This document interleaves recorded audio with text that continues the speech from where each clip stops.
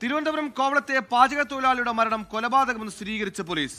കോവളം സ്വദേശിയായ രാജേന്ദ്രനെ അയൽവാസിയായ രാജീവ് കഴുത്തു ഞെരിച്ച് കൊലപ്പെടുത്തിയെന്നാണ് പോലീസിന്റെ കണ്ടെത്തൽ. അമ്മയുമായി ബന്ധമുണ്ടെന്ന് സംശയിച്ചാണ് കൊലപാതകമെന്നും പ്രതി കുറ്റസമ്മതം നടത്തി. പോസ്റ്റ്മോർട്ടം ചെയ്ത ഡോക്ടറുടെ സംശയമാണ് കൊലപാതകം കേന്ദ്രീകരിച്ചുള്ള അന്വേഷണത്തിന് കാരണമായി.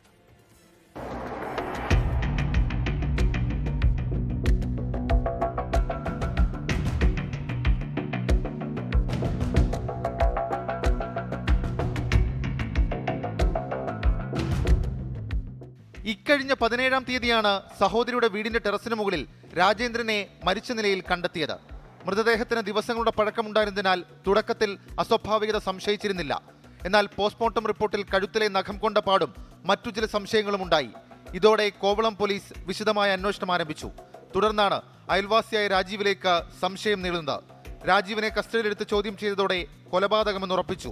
We have found that there is a pressure applied on the voice box of a person and voice box is damaged. നമുക്ക് ഇതിൻ്റെ അകത്ത് കുറേ സസ്പെക്ട്സ് ഉണ്ടായിരുന്നു. ആ സസ്പെക്ട്സിൻ്റെ നമ്മളെല്ലാം നോക്കുമ്പോൾ one suspect that we were having, a person named Rajiv, he was the prime suspect that we found. ഈ രാജീവിൻ്റെ അമ്മക്ക് ഒരു മദ്യം വിൽപ്പന ഉള്ള ഒരു ചെറിയ കച്ചവടമുണ്ട്.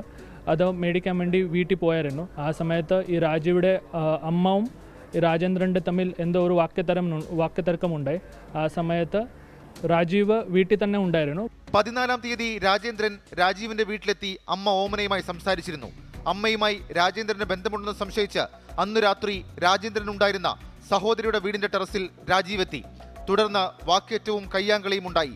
ഒടുവിൽ രാജേന്ദ്രനെ കഴുത്തുഞെരിച്ച് കൊലപ്പെടുത്തിയെന്നാണ് പോലീസ് കണ്ടെത്തൽ. പ്രതിയുടെ ശരീരത്തിലും പരിക്കേറ്റ പാടുകളുണ്ട്. 2 ദിവസം കഴിഞ്ഞിട്ടും രാജേന്ദ്രൻ കൊല്ലപ്പെട്ട വീട്ടിലെ ആളുകൾ കൊലപാതക വിവരം അറിയാതിരുന്നത് എന്തുകൊണ്ടെന്നും പോലീസ് അന്വേഷിക്കുന്നുണ്ട്. 24 തിരുവനന്തപുരം.